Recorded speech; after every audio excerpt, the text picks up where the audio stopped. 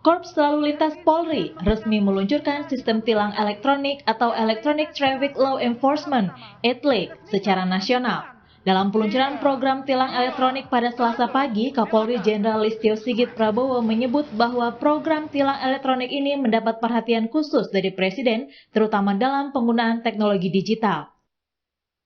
Program ETLE ini sebenarnya juga merupakan salah satu program yang menjadi perhatian Bapak Presiden, di mana beliau mengharapkan bahwa kita semua, khususnya institusi Polri, terus bisa membangun sistem dalam hal melakukan penegakan hukum dan pelayanan terhadap masyarakat dengan memanfaatkan teknologi informasi. Peluncuran sistem tilang elektronik nasional tahap 1 ini meliputi 244 titik kamera tilang yang tersebar di 12 Polda. Mulai dari Polda Metro Jaya, Polda Banten, Polda Jawa Barat, Polda Jawa Tengah, Polda DIY, Polda Jawa Timur, Polda Sumatera Barat, Polda Lampung, Polda Jambi, Polda Riau, Sulawesi Selatan, dan Polda Sulawesi Utara. Dalam dialog sebelumnya, pengamat transportasi Joko Setiowarno menyebut bahwa Indonesia termasuk terlambat dalam penetapan tilang elektronik ini. Dan tidak siap, namun ini memang harus dimulai ya. Oke. Dan Polda DKI kan di Jakarta kan sudah dilakukan setahun yang lalu.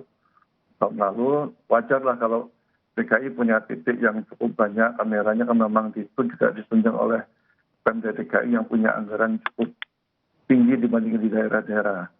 Nah, di daerah-daerah ini juga sebenarnya ada namanya dulu ATCS, sekarang sudah ditingkatkan menjadi IPS. Itu adalah bantuan dari Kementerian Perhubungan, boleh saja, tapi tidak terlepas dari anggaran tersebut, dan komitmen juga dari negara, termasuk dari pemerintah daerah juga untuk ini bisa cepat terlaksana.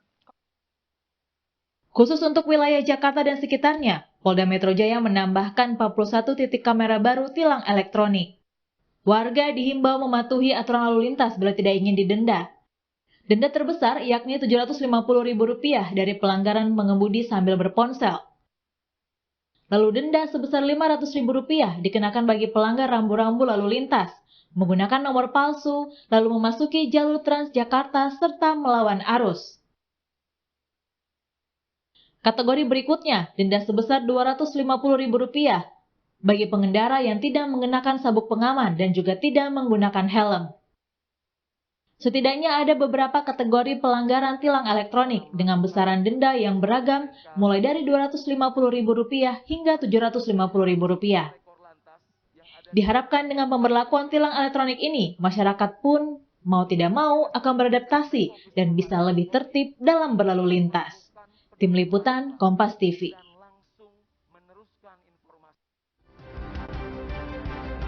Saudara, tilang elektronik mulai berlaku secara nasional hari ini di 12 Polda di seluruh Indonesia. Meskipun Jakarta atau Polda Metro Jaya sudah lebih dahulu menerapkan sistem tilang elektronik ini sejak tahun lalu. Bagaimana dengan 22 Polda lainnya? Dan apakah masyarakat siap dengan sistem ini? Kita bahas bersama Kasubdit Dakgar Korlantas Polri, atau Kasubdit Penindakan Pelanggaran Korlantas Polri, Komisaris Besar Polisi Abrianto Pardede, yang juga merupakan Sekretaris Satgas ETLE Nasional, dan juga pengamat transportasi Azaz Tigor Nainggolan. Selamat malam Bapak-Bapak. Selamat malam Mas Aiman. Selamat malam Saya ke... Selamat malam Bang Aiman. Selamat malam Pak Abri. Terima kasih Bung Abri. Pak Abri, saya ingin tanya terkait dengan ETLE ini, artinya sekarang launching pertama sudah dimulai, nanti ada launching yang kedua. Apa yang membedakan launching pertama dengan launching kedua nanti? Oke, tidak ada bedanya, cuman kesiapan dari masing-masing Polda. Untuk launching pertama memang di 12 Polda sudah siap untuk semua hardware maupun softwarenya. Nanti akan disusul di launching tahap kedua mungkin 11 Polda yang sudah siap untuk hardware-nya. Jadi kalau sekarang kita bicara Pulau Jawa misalnya, ini kalau disebutkan tadi pada launching pertama, tidak ada satupun provinsi di Pulau Jawa yang luput dari ETLE. Meskipun wilayahnya mungkin masih terbatas.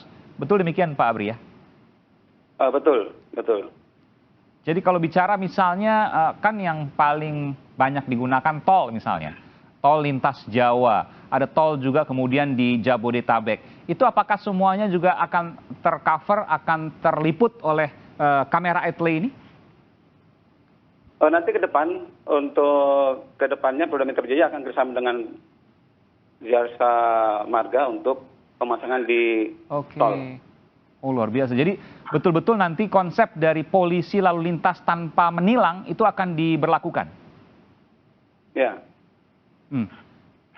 Kalau bicara soal penindakan misalnya, kalau ada pelanggaran hari ini, saya mendengarkan ada banyak sekali pelanggaran, dan itu semuanya pasti diproses, Pak Abri.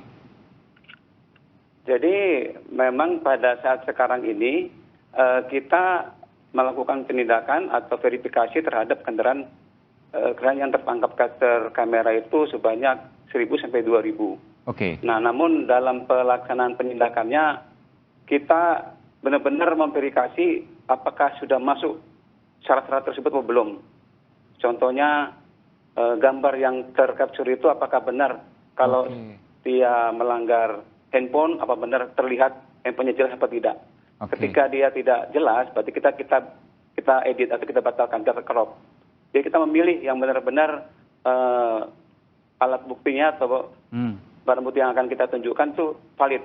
Kemudian data runmore dengan data fisik kendaraan itu harus sama. Iya. Jadi ini bicara soal proses verifikasi tetap dilakukan manual ya oleh petugas? Ya. Jadi ketika tertangkap kamera, langsung dilakukan verifikasi secara manual oleh petugas di Oke, karena ini bisa bicara soal pro justia meskipun penindakannya adalah pelanggaran ringan begitu ya? Betul, tindak pidana ringan. Dilakukan oleh penyidik Lantas Polri. Oke, baik. Bung Azas, ya, ada komentar soal ini? Ya, Indonesia ini terlambat, Mas Aiman. Ya, terlambat 10 tahun. Paling tidak ya, ini sudah Dari mana datanya 10 tahun? Kami yang memulai diskusinya Mas Aiman, meminta waktu itu. Jadi menunggu Pak Sigit Listio jadi Kapolri dulu nih, baru kayak gini bergerak cepat sekali polisi. Saya setuju, mendukung gitu ya. Tapi ada catatan satu, sosialisasinya harus dilakukan dengan baik. Ya, kepada masyarakat supaya masyarakat jadi tahu betul. Karena ini kan menyangkut kepentingan masyarakat, keselamatan masyarakat, begitu Pak Abri dan Mas Aiman. Karena nggak bisa nolak ya ketika kemudian dapat surat cinta dalam tanda kutip ya. Lalu kemudian harus membayar, kalau nggak nanti pada saat memperpanjang STNK diblokir. Usul saya malah ada satu lagi, Mas Aiman dan Pak Abri.